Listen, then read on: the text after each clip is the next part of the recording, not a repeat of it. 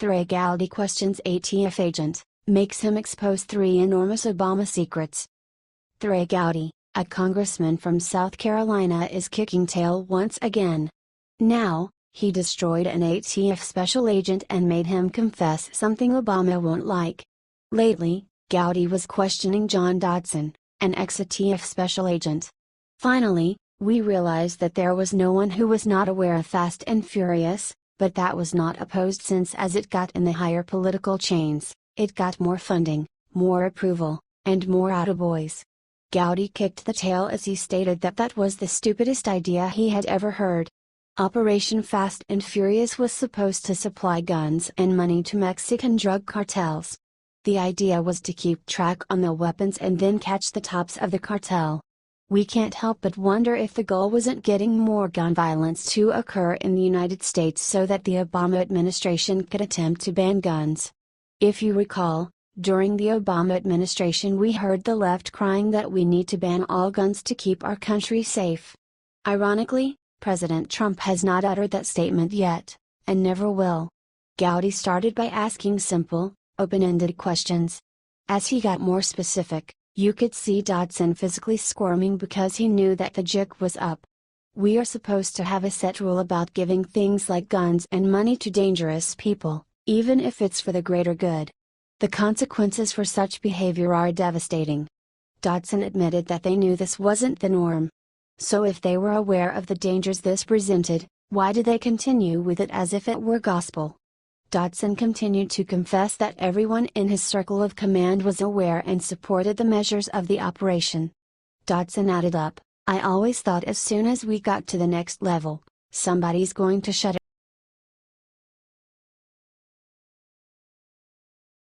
Video: Hillary Clinton compares herself to Wonder Woman. Hillary Clinton compared herself to DC Comics superhero Wonder Woman Tuesday in a video message, which aired at the Women in Film Los Angeles Crystal Plus Lucy Awards in Beverly Hills. Clinton began by thanking Women in Film for its commitment to lifting up women directors, producers, writers, composers and executives. Then the former Democratic presidential nominee suggested that she and Wonder Woman were both on a quest to save the world. "Now I haven't seen Wonder Woman yet, but I'm going to, in part because it's directed by the fabulous Patty Jenkins," Clinton said in the video. "But something tells me that a movie about a strong, powerful woman fighting to save the world from a massive international disaster is right up my alley." Clinton's taped video remarks were meant to honor actress Elizabeth Banks, who ripped President Donald Trump and stumped for Clinton last year at the Democratic National Convention.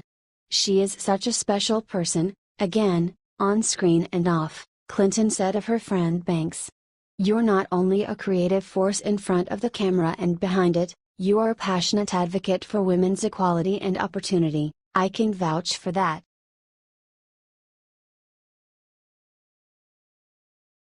Watch: Target issues sick response after woman harassed in dressing room. It's infuriating. Shopping should be one of the safest activities you could participate in. You are usually surrounded by people in a well-lit area and a security system of some kind is typically being used. At a local Target, however, an unnamed woman caught a man looking at her with his camera while she was trying on clothes in a changing room, according to ABC 13. The sick part, allegedly, is that no one from Target tried to stop him. Their response after the fact was insufficient and they don't appear to be making any policy changes. Thank God for the one hero shopper who did try to help. It is disturbing that Target would have this response, especially considering their association with the Democrats. We were always under the impression that liberals and feminists always work hard to protect women around the world. Well, we know for a fact they do not care about women around the world, they only focus on non-issues that average Americans don't care about. After this situation occurred, the woman suggested ideas like keeping the men and women's changing areas separated, which seems like a perfectly normal response. Logic would tell you that Target would jump on this chance to make things right. However, instead of taking the advice, they ignored her. How is it possible to be that inconsiderate?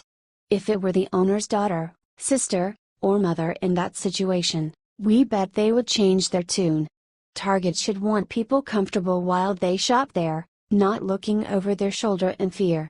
If Target is going to continue facilitating perverts in their stores, they can expect customers to go elsewhere. No one wants to be around that disgusting behavior.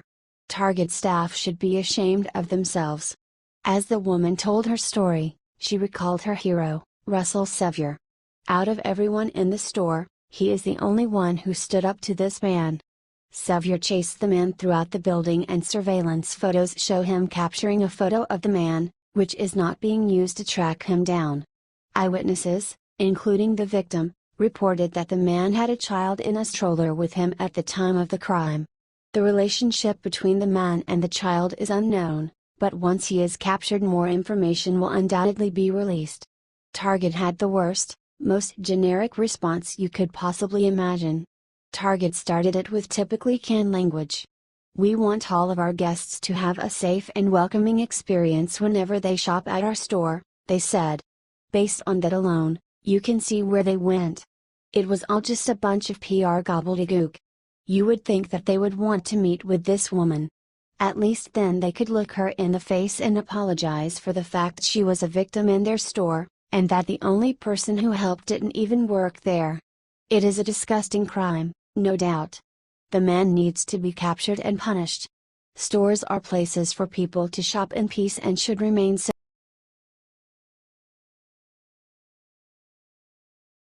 When his teacher yelled at him for wearing an anti-Hillary shirt, his epic comeback made America proud. The Benghazi fiasco and subsequent light trail that Hillary Clinton has left in her wake is something I'm sure she wishes would just go away. Luckily, we have patriots all across this great nation that will make sure that never happens. Take this kid for example. His name is Mason, and unlike most students his age, he is a conservative through and through. It's evidenced by his awesome anti-Hillary t-shirt he wore to school. He and his teacher, who is a liberal, surprise, routinely engaged in political conversations. What happened next is pure awesomeness. A young man by the name of Mason wore his Hillary for Prison 2016 shirt to high school one day, which caught the attention of one of his liberal teachers. According to his father's proud Facebook post, it's a pro-Hillary teacher whom Mason regularly talks politics with. But during this particular exchange, the teacher got an unexpected, yet, totally epic response. His father sets the scene. So. Mason wore his Hillary for Prison 2016 shirt to school today. One of his Clinton supporting teachers whom he has political discussions with asked, "Did you wear that for me?" His reply, "No, for Chris Stevens." Mic drop. Boom. Nice job, Mason. That's how you stand up to liberal indoctrinators, sometimes known as teachers. Christopher Stevens, of course, was the U.S. ambassador to Libya that perished in Benghazi on Hillary Clinton's watch. This story originated from a Facebook post, but it's since been taken down. We imagine that Mason and his family didn't want the publicity, but to be honest, they should. The liberals tend to act all high and mighty about things like this, and showing your conservatism should be celebrated by you, your family, and all other conservatives. Mason, we salute you and hope you continue to show what it truly means to be a patriot in the face of all the lies and hate.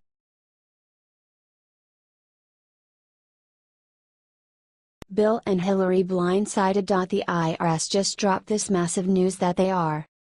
After 8 years of seeing our governmental agencies used as a weapon on behalf of the left, they're finally under the control of people with actual integrity.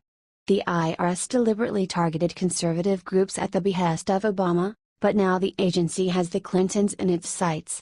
The Clinton family mafia is now under fire for their connection to a for-profit university, something that leftists are constantly moaning about. This is all part of the investigation into the long-time allegations that the Clinton Foundation is nothing more than a pay-to-play enterprise. As reported at Reed Conservative, Laureate International Universities, the world's largest for-profit college conglomerate with several ties to the Clinton Foundation, named Bill Clinton its honorary chancellor and paid him nearly $18 million, while its affiliated nonprofit received millions in grants from Hillary Clinton's State Department. Bill was placed on Laureate's payroll in 2010, and over the next 5 years, was paid $17.6 million, according to the Washington Post. Secretary of State Hillary Clinton made Laureate part of her State Department global partnership, reported Clinton Cash author and Breitbart News senior editor-at-large Peter Schweizer. To make the scheme even more obvious, the State Department then funneled tens of millions in funds to the International Youth Foundation, which is a nonprofit that's chaired by Laureate founder and CEO Douglas Becker. This is yet another example of Hillary using her position at state and her foundation to enrich her family and shell out taxpayer money as a thank you. According to an analysis by Bloomberg, in 2009, the year before Bill Clinton joined Laureate, the nonprofit received 11 grants worth $9 million from the State Department or the affiliated USAID. In 2010, the group received 14 grants worth $15.1 million. In 2011, 13 grants added up to $14.6 million. The following year, those numbers jumped. It received 21 grants worth $25.5 million, including a direct grant from the State Department. The Clintons' abuse is staggering. Hillary used her position to send our money to her cronies, and in return, her family received millions. It's enraging that such clear-cut evidence exists of their crimes, yet they're still living lavishly and gallivanting the world while daring to criticize Trump for made-up controversies. They're laughing at us all in private, thinking we're all so stupid and that they'll never get punished for their abuse. And so far, they've been correct in their assessment. But the day is coming when such lawlessness will no longer be tolerated, and those that threw their crimes in our face will be punished.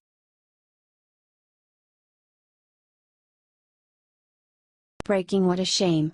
Despite their effort to bring down Trump, CNN was hit by justice in their face.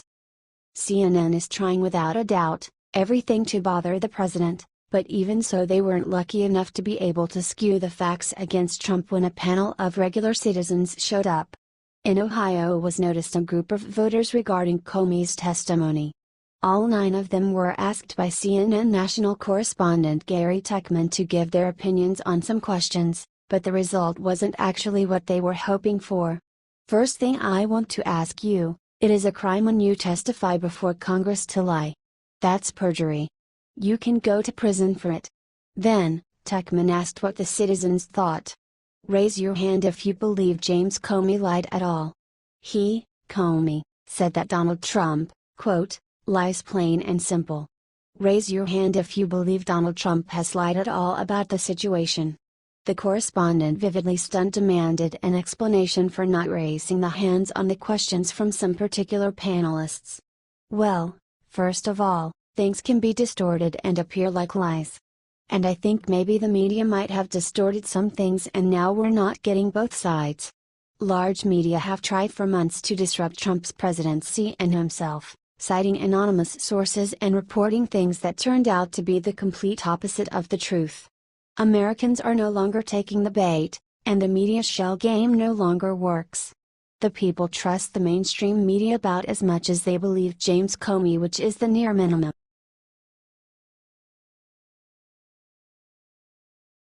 James Comey's file secret leaks.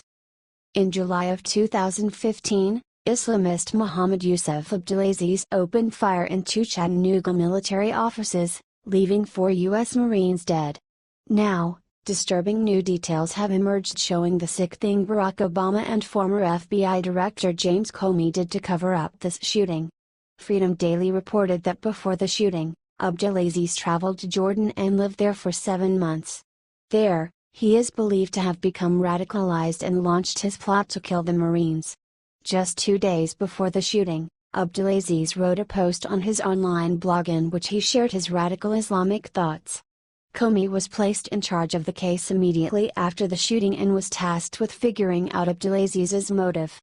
However, not only was Comey supposedly never able to figure out the radical Islamist's motive, but Abdulaziz's damning blog mysteriously disappeared from the internet after the shooting.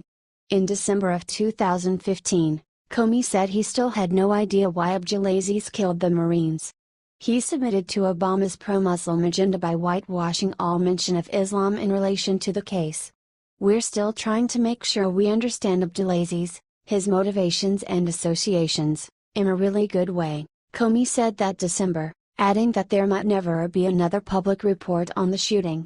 Sometimes the way we investigate requires us to keep information secret. That's a good thing. We don't want to smear